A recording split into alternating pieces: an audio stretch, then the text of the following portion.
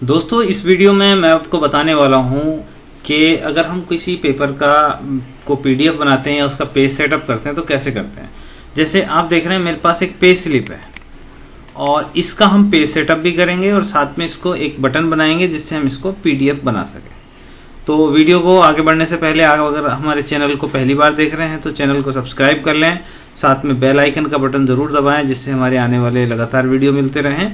और इसी तरह के और वीडियो देखने के लिए आप हमारे डिस्क्रिप्शन में दिए हुए लिंक से भी देख सकते हैं। वहाँ पे हमारे आपको चैनल में और भी वीडियोस के लिंक मिल जाएंगे जिससे आपको काफ़ी कुछ सीखने को मिलेगा।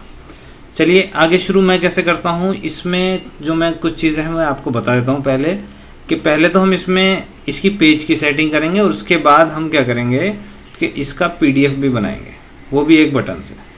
ठीक, शुरू करते हैं। जैसे आप देख रहे हैं ये मेरे पास एक फॉर्मेट बना हुआ है, इसको मैंने यहाँ पे फॉर्मेट ले लिया है।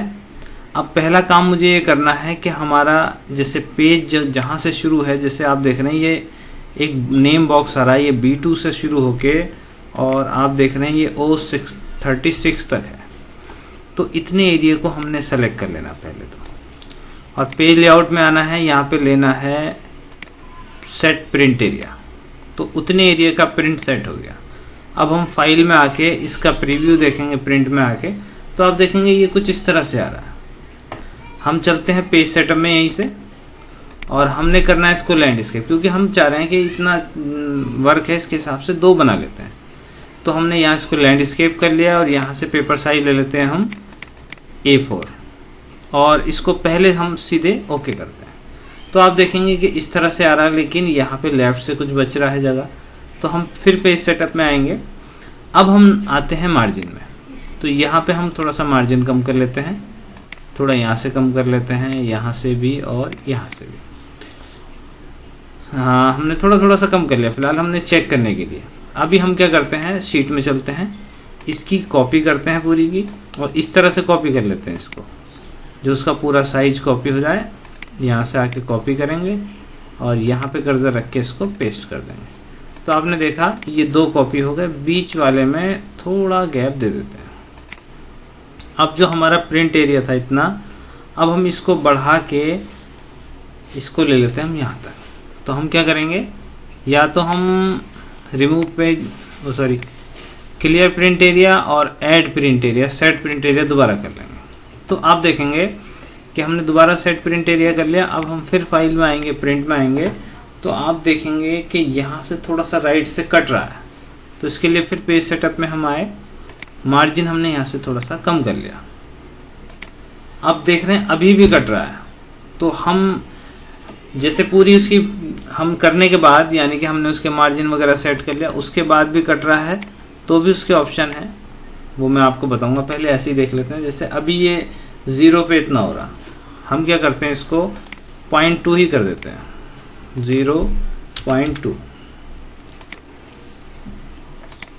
अब आप आएंगे पेज लेआउट में और ऑटोमेटिक विड्थ जो है इसकी 1 पेज करते हैं। बहुत सिंपल। अब इसके बाद आप प्रिंट देखोगे तो वो हमारा एक ही पेपर में आएगा, भले वो दिख नहीं रहा लेकिन वो क्या होगा, एक ही पेपर में आएगा। जैसे ये हो गया और दूसरा आपका यहाँ से ये हो गया, एक ही पेपर में 2 आएंगे। तो अब सिंपल हम इसकी प्रिंट निकाल सकते हैं। अब बनाना है हमने इसको पीडीएफ। तो पीडीएफ के लिए मैं एक छोटा सा कोड आपको बताता हूँ।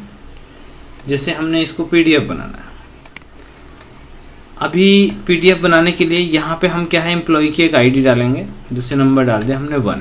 इस आईडी के नंबर से हम चाह रहे हैं कि ये पीडीएफ हमारे कंप्यूटर में सेव हो जाए। तो हमने रखना क्या है कि इसी पे राइट क्लिक करना है, पहले इसको एडिट टेक्स्ट कर लेते हैं, इसमें कर लेते हैं हम क्रिएट पीडीएफ। मैंने बड़ा बटन इसलिए बनाया है कि आपको आसानी से समझ में आ सके। इसको सेंटर ये कर लिया। अब इसी बटन में हमने, बटन कहीं से भी ले सकते हैं आप, इसी में राइट क्लिक करेंगे, असाइन मैक्रो में आएंगे हम, यहाँ पे हम न्यू मैक्रो बनाएंगे और इसमें हम क्या करेंगे, देखें पहली बात तो हमें ये पता होना चाहिए कि हमारी शीट कौन सी हो। इस शीट का नाम क्या है, इस शीट का नाम है शीट 1।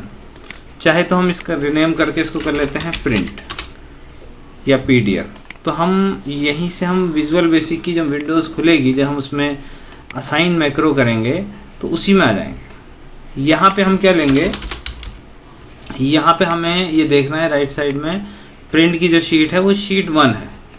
तो हम क्या करेंगे कि यहाँ लिखेंगे शीट 1 की रेंज। अब रेंज कहाँ से कहाँ तक है, हमने इसका जो एरिया दिया था वो दिया था B2 से लेकर और हमने AD 36। तो हमने इसका एरिया लिया है, पहले इसको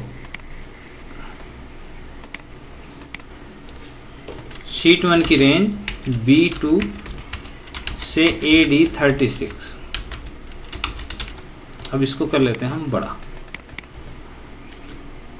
अब इस एरिया में हम कोड लिखते हैं डॉट, देखिए इसमें आपने कोड के हिसाब से चलना है। पहले तो रेंज ले ली, dot export as fix file format, इसमें आप यहीं से डबल क्लिक कर लेना। अब इसके आगे लिखेंगे हम XL टाइप PDF, इसमें डबल क्लिक कर लेंगे। तो सबसे पहला हो गया export x fix format type as excel fixed format type, comma. अब कोमा लेने के बाद आप चाहें अगर इसी लाइन को नीचे से लिखना चाहते हैं तो स्पेस दबाएंगे पहले और अंडरस्कोर का मतलब है ये वाला बटन, एंटर मार देंगे, यानी इसका मतलब है इसके नीचे वाली लाइन में, यानी ये कोड अब इसके नीचे की लाइन से शुरू होगा। अब हमें इसका देना है फाइल नेम, तो हम फाइल नेम दे देंगे, फाइल नेम लिखेंगे। देखिए आप एक चीज ध्यान दें कि जब हम यहाँ पे ये टाइप कर रहे हैं तो ये साथ में ये भी एक फॉर्मूले की तरह चल रहा है।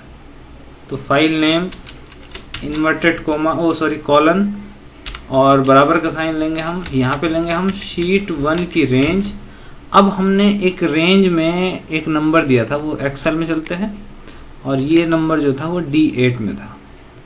तो अभी हमने क्या करना है, इसी में राइट क्लिक करके या तो फिर असाइन मैक्रो में एडिट में आ जाओ, तो उसका रेंज जो थी वो D8 थी,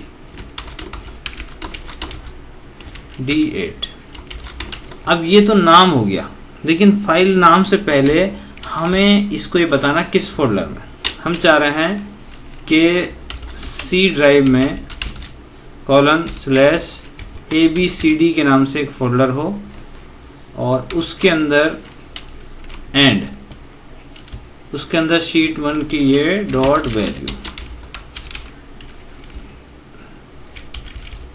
यहाँ पे याद है डॉट वैल्यू। अब इसके बाद हम करेंगे कोमा ओपन, आगे चलते हैं हम। बाकी हमने ये सारी चीजें छोड़ दी, include property, ignore area, from to, open after publish बराबर ट्रू कर लोगे तो वो क्या होगा, जब आपका पब्लिश हो जाएगा तो उसके बाद मतलब वहां पे शो हो जाएगा वो, चाहे वो आपका गूगल क्रोम में शो हो या फिर एक्रोबैट रीडर में शो हो, वो शो हो जाएगा ट्रू। अब हमने ये कोड बना लिया, लेकिन अब इसमें मैं आपको कोड के बारे में एक चीज और बताऊं, अगर हमारे पास ये फोल्डर मौजूद नहीं होगा तो ये हमें एरर दे देगा। जैसे हम यहाँ पे अगर अभी इसको हम चलाएं तो ये सीधे सीधे एरर दे देगा, run time error, document not save, the document may be open और an error may be encountered when saving. तो इसको हम डिबग करेंगे तो पूरे में आ जाएगा। इसको यहाँ से हम रिसेट कर लेते हैं। अब इससे पहले हम एक छोटा सा कोड लिखेंगे, वो लिखेंगे mkdir, यानी मेक डायरेक्टरी, कॉलन लगाएंगे, इन्वर्टेड कोमा लेंगे, C:/ABCD, इसके अंदर ये फोल्डर हम बना लेंगे। लेकिन इसमें क्या होगा, हम जैसे इसको क्लिक करेंगे ये सेव भी हो गया और ये रन भी हो गया। लेकिन अभी हम फिर उसमें ही चलते हैं अपनी उसमें कोड में। लेकिन क्या होगा अगर हम इसको दोबारा करेंगे ना, तो क्योंकि ये तो ऑलरेडी बना हुआ है तो दोबारा में वो हमें एरर दे देगा, फाइल पाथ एक्सेस एरर। तो इस तरह का कोई अगर एरर आ रहा है आपके पास तो उससे आप एरर को हटाने के लिए ऑन एरर रिज्यूम नेक्स्ट इतना करेंगे आप, तो ये हमारा, अब आप इसको चला के देखेंगे तो ये हमारा दोबारा चल के आ जाएगा।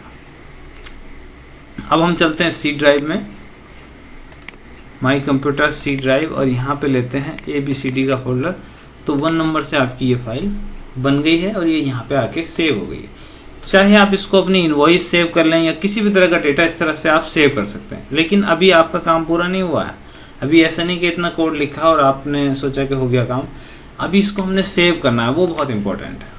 तो हम क्या करेंगे, इसमें फाइल को सेव करेंगे। अब फाइल को आप कहीं भी सेव कर लें, जहां आपकी मर्जी करे। मान लीजिए मैंने दाऊद नाम से सेव कर ली कि दाऊद, और एक्सेल, यहाँ से आप देख रहे हैं नीचे ये excel save as type excel workbook, यहाँ से आप ब्राउज कर लेंगे और इसमें ले लेंगे मैक्रो एनेबल। मैक्रो एनेबल इसका मतलब यह है कि हमने इसमें मैक्रो यूज किया है। अगर हम इसको वर्कबुक में ले लेंगे तो मैक्रो नेक्स्ट टाइम नहीं काम करेंगे जब आप इसको क्लोज करके दोबारा रीओपन करोगे। तो इसको डेस्कटॉप पे जैसे सेव कर लिया मैंने, यहाँ से सेव।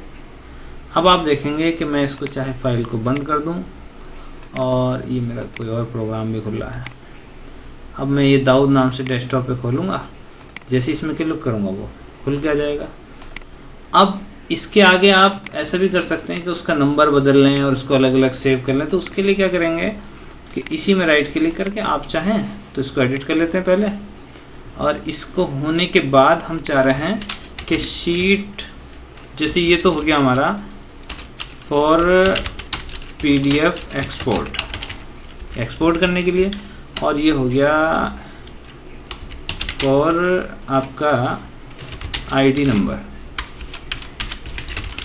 शीट 1 की रेंज D8 बराबर, यानी शीट 1 की जो रेंज है वो D8 बराबर शीट 1 की रेंज D8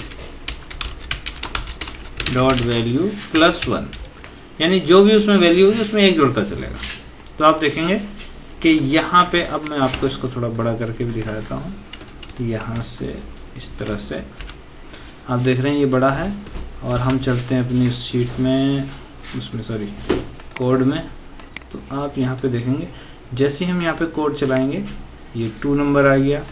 और अगर हम इसको कर लेते हैं फॉल्स, अगर हम इसको कर लेते हैं फॉल्स,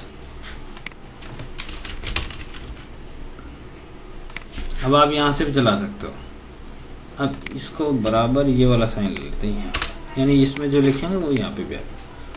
तो यहाँ से देख सकते हैं ये 2 3 4 5 6 7 8 9 कितने भी कर लो। अब आप जैसे ही उस फोल्डर में आएंगे उतनी चीज़ें जाके सेव हो गया उस नाम से। तो उम्मीद करता हूँ वीडियो अच्छा लगा होगा। वीडियो अच्छा लगे तो लाइक कमेंट शेयर ज़रूर करें, और चैनल को पहली बार देख रहे हैं तो सब्सक्राइब करें। आपका लाइक इस वीडियो को चलाएगा, और सपोर्ट करें हमें। मैं कुछ टाइम से वीडियो नहीं डाल पा रहा था, मेरी फैमिली में कोई दिक्कत चल रही थी। अब मैं कोशिश करूँगा आपको जल्दी जल्दी वीडियो देता रहूँ। Thanks for watching.